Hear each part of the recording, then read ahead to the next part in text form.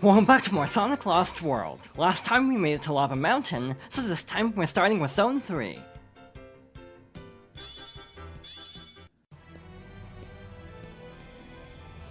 Oh, I'm getting tired of you guys. Don't be so whiny, man. That's my deal. Give up now and join your friend. Tails? Oh,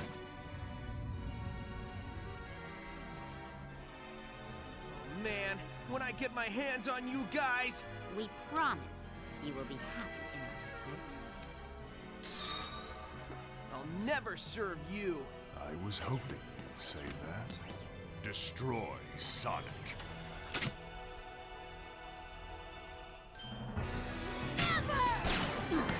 What? Good to have you back, Tails. I'll take it from here.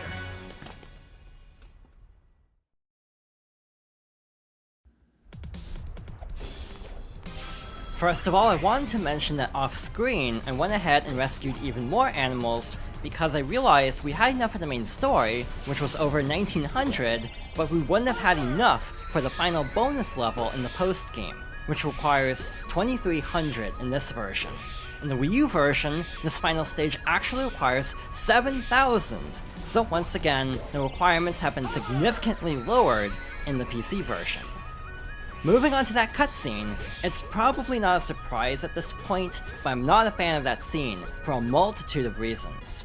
The first of which is, there's not much tension there because we already know that Tails is fine because we saw him reprogramming the Deadly Six's machine. However, Sonic doesn't know that Tails is fine, so his very muted reaction to Tails being okay feels really out of place, especially since we just got a cutscene of Sonic being downtrodden that all of his friends are gone. It definitely feels out of character for Sonic to just run off and not even really check in with Tails to see how he's fine. Frankly, a very easy fix to this scene would have been to have Sonic stick around a little bit longer and have Tails at least explain how he's okay, and also show the scene of him reprogramming the machine to give context for how he survived. Again, a lot of the story of this game is just a mess. It feels like no emotional moment is allowed to have any room to breathe, making every emotional attempt feel very shallow and unsuccessful. No flowers. Anyway, in this stage, we have to fight the remaining members of the Deadly Six, starting with Xena. We have this little seesaw platform here, she'll try to basically launch us into the spikes, and we also have to be careful not to actually homing attack too early, or else we'll hit the spikes from the homing attack's bounce. That takes care of her, so moving on, we have another section here. Compared to Zone 1, at least this is more of an actual level without just being a boss rush, so in a lot of ways this is at least a little bit more interesting, even though the bosses are also a little bit unoriginal. I do feel like having a seesaw platform over lava feels very much like something you'd see in Mario, and that's not the last time I'll be saying that throughout this particular stage. We have to dodge all of the cannons here as we carefully make our way through. I'm actually just realizing I haven't gotten the red ring yet, and I'm trying to remember where they even are, to be honest. Though again, I'm not really concerned about them, I just kind of feel like it's surprising that I don't remember any of their locations in this particular stage. We also have plenty of enemies to dodge along the way, and we have another rising lava section. But this time we have spike balls. It's people like that who are wrecking this world for the rest of us. Look at that hedgehog with all these... Alright, let's try this again, being a little bit more patient this time. It definitely feels like this is a game that requires a lot more patience than a lot of Sonic games, given that, again, in a lot of Sonic games you're encouraged to go fast, or at least learn how to go fast. Meanwhile, with Lost World, it feels like a lot of the level design is very methodical, which again, isn't inherently bad, but does feel kind of like it contrasts the rest of the Sonic franchise's level design in ways that make it a little bit more polarizing. Though again, in general, I almost feel like this is one of the more okay Sonic games in terms of just core gameplay. Well, there's a red ring there, but to be honest, I have no clue how to actually get it, so we'll just skip that and move on, where we should have Zor coming up before too long. we now have these little sinking platforms that we have to carefully jump across and sort of crisscross our way up to the top of this section. We also have these slicers again, which I'm not a fan of. Also, we have the hover wisp from Sonic Colors. It works similarly, and I'm pretty sure it also allows you to light dash as well, because again, otherwise you actually can't light dash in either Colors or Lost World. With that, we should be getting pretty close to the top of the area. We're on the wrong side though, so we have to cross over and hit the spring before the lava catches up to us, and we should be getting close. How meaningless we all are? Well, mostly you. Round 2 of this feels a lot like a Mario boss. I feel like with the seesaw platform over lava, it's not exactly the same, but it reminds me of the Koopaling fights from Mario World, where you have the tilting platform and you're trying to knock them into the lava. Meanwhile, with these rising and falling platforms and Zor firing projectiles at us, I'm pretty sure there's a fight with Ludwig in either New Super Mario Bros. Wii or 2, I don't remember which one, that basically is like this. Except in this case, we're not trying to actually take out Zor at this point, we're simply trying to survive. So in general, this is essentially an auto-scroller as we try to get to the top. We almost fell there, but we have to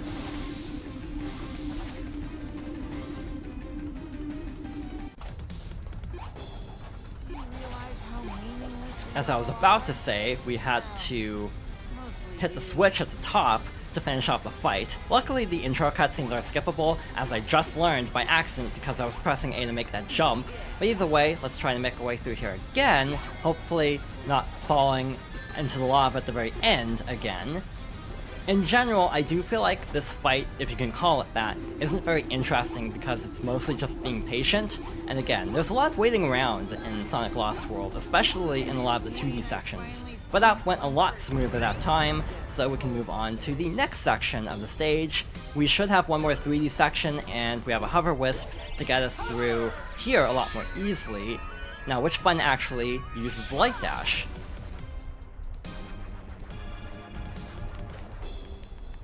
Obviously, the one downside of turning off the tutorial prompts is in a case like this, I actually don't know how to actually use this power. It's actually ZL in this case, or L, or left trigger with an Xbox controller.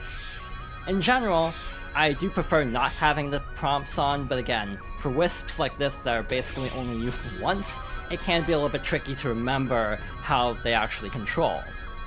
Obviously, we're skipping the entire stage by doing this, not that I particularly mind, because I remember this particular section being kind of annoying for the red rings, but we have a bunch of egg pawns. It is interesting that in both Colors and Lost World, the egg pawns, which we really don't see that many of, use the Sonic Heroes design, which is an interesting choice. And again, in general, you barely see any in Lost World because you're mostly dealing with the, like older style enemies, like a lot of the Sonic 2 and 3 enemies. Again, it's very interesting how much this game actually borrows in terms of enemy designs from Sonic 2 specifically, like with these little chicken robots with the cannons. Again, I appreciate the throwback to my favorite classic Sonic game, I just wish they were in a better game if I'm being honest. And now we have gears, so obviously this can be a little bit tricky. We have to be a little bit patient because we have to wait for the right timing to actually jump over like so. I'm actually not holding right trigger at this point. I hope that doesn't backfire horribly. It might, just because we might not have enough speed to actually make it through here, but luckily we did get an extra life there. So if we do fall, at least we essentially have a life loop, and also we have like 30 lives anyway, so we'd be fine anyway. In general, I definitely feel like the gameplay, while again, that is one of the better things in this game, it does fall apart a little bit at the end in that the overall level design does feel a lot more automated, and again, at this point, the bosses don't feel particularly original, which is kind of annoying. But we should be getting pretty close to Zavok, we just have to climb up here and take him out.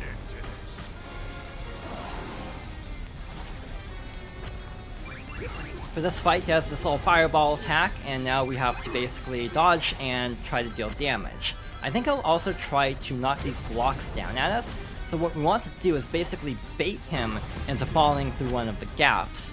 and then attack while he's recovering from that. So in general, I don't know why Sonic went up there, but it actually dodged an attack, so I guess I can't complain too much. In general, I just feel like a lot of the Deadly Six fights are very basic, and the multi-target homing attack definitely kind of trivializes some of these, like that. This is my full strength.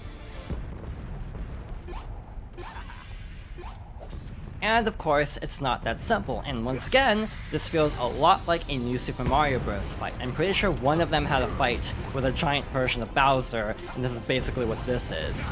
In this case, it's actually a little bit more complicated than just surviving. You actually have to knock these blocks down using the bounce attack, which again, you might have forgotten that you actually have this given how little it's actually used in the entire rest of Lost World. Again, in the Hedge Mod Manager, there is a code to have infinite bounce attacks rather than capping at 3, which I almost would recommend in this stage because of how much you have to bounce attack in sequence like this. You might run into trouble if you actually have the bounce cap. It shouldn't be too big of a deal though, again, the game was designed with this in mind. It's just a nice little quality of life change if you do find the cap to be getting in the way a little bit. First time, I bring full power.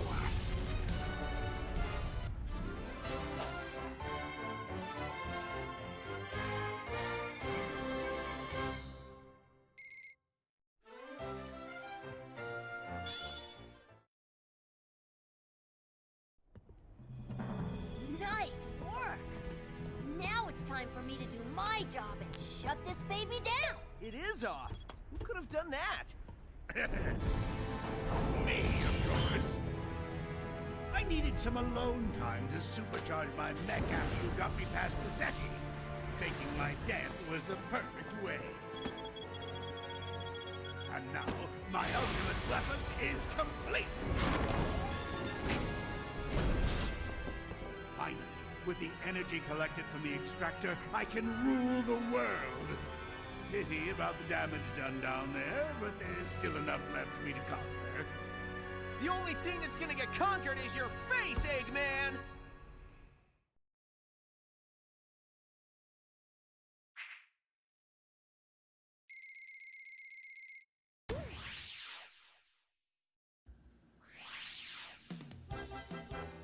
So all that's left is Zone 4.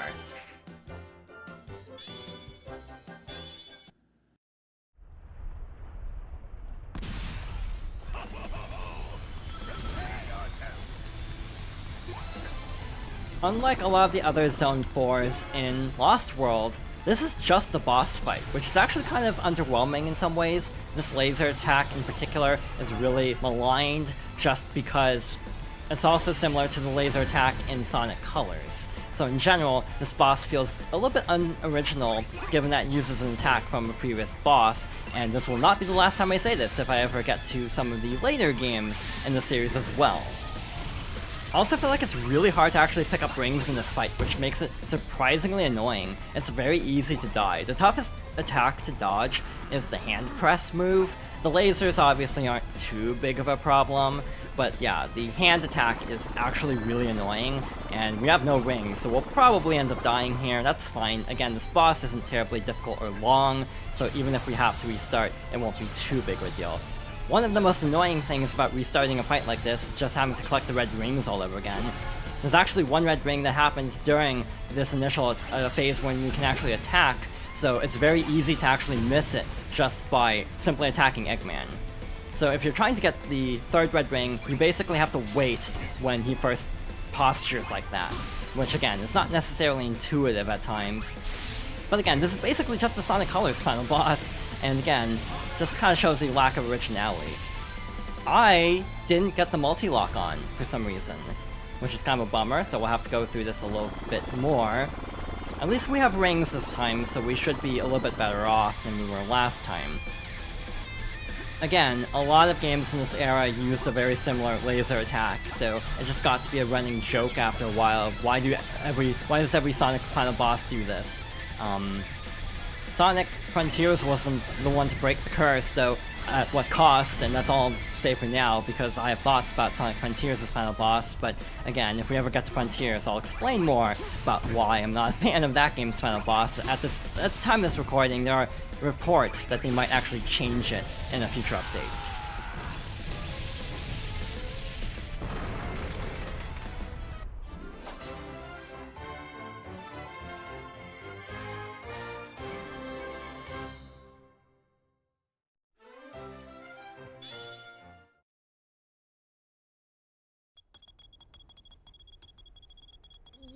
You never needed Eggman, right?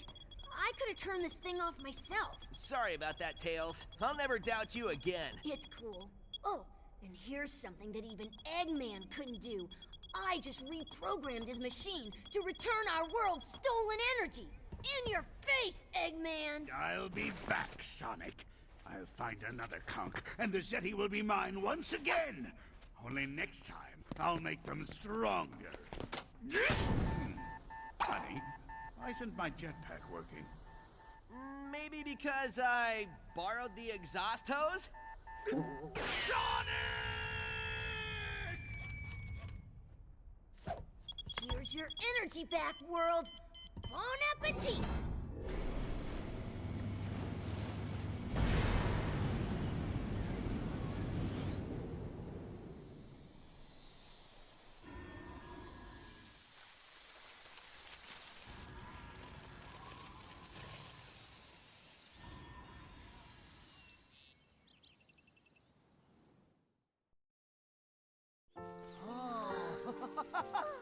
Yeah! Hey, Amy. Looks like springtime's come early. Thanks to you and Tails. Well, I would have wrapped this up sooner, but, what are you gonna do? You know, after a day like today, I can enjoy a nap on some fresh green grass.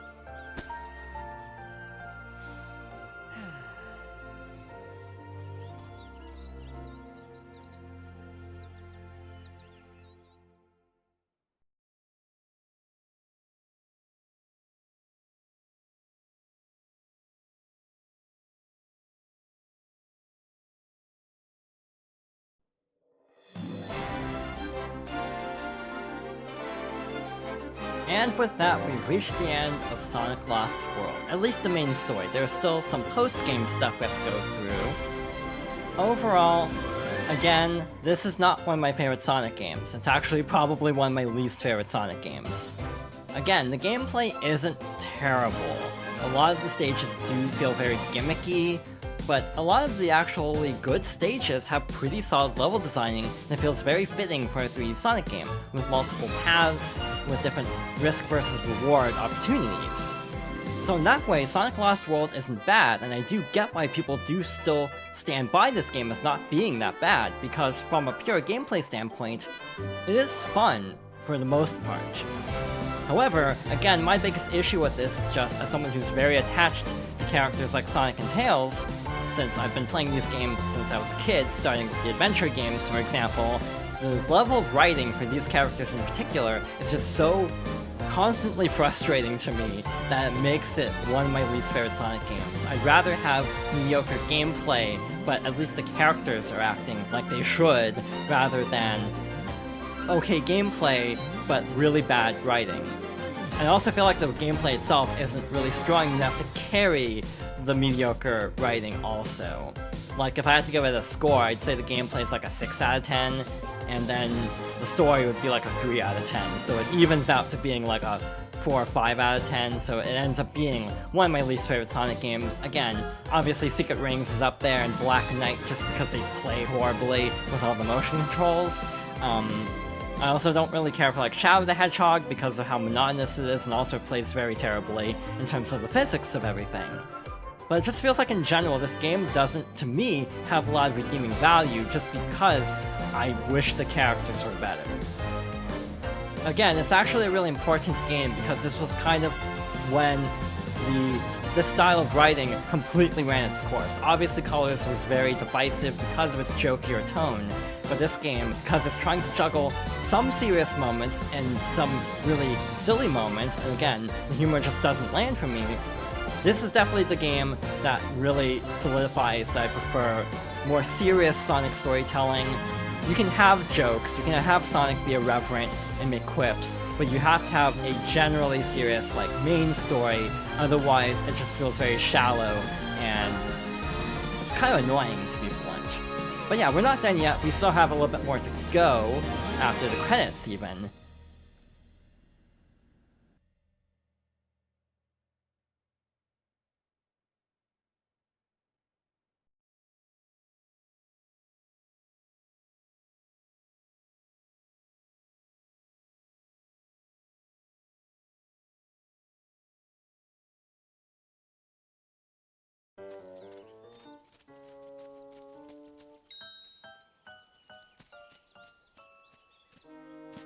Ow, ow, ow. Ah.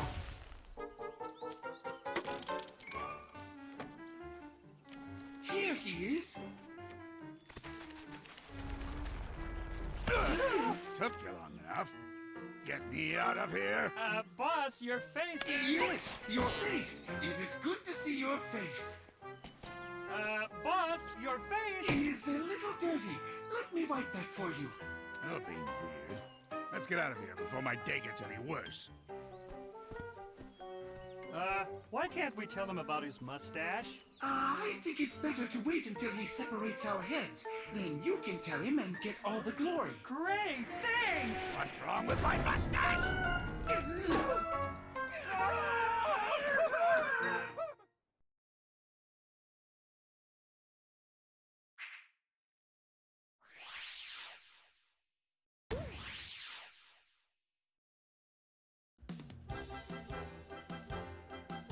We still have a bonus world to get through. There are a couple of stages here, I think there are still 4 like usual, and again the final one does require 2300 animals, or 7000 in the Wii U version, so we are set.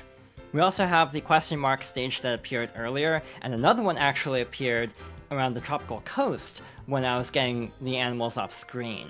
So we have these 4 along with 2 other bonus stages, and there's also a few DLC stages that I want to go over at some point.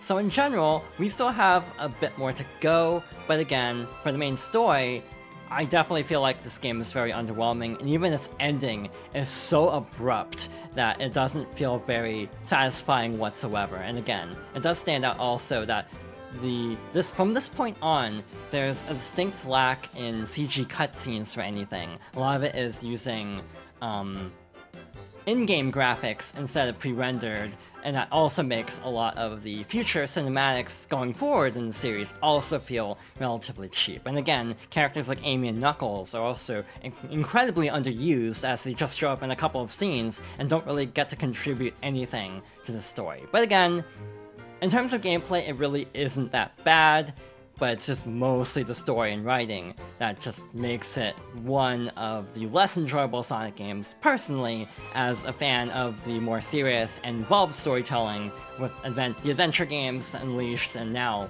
Frontiers. But yeah, with that being said, we still have to go through the Hidden World and a bunch of other stages, and we'll be starting that next time. So thank you for watching, and I hope you'll join me next time for more Sonic Lost World.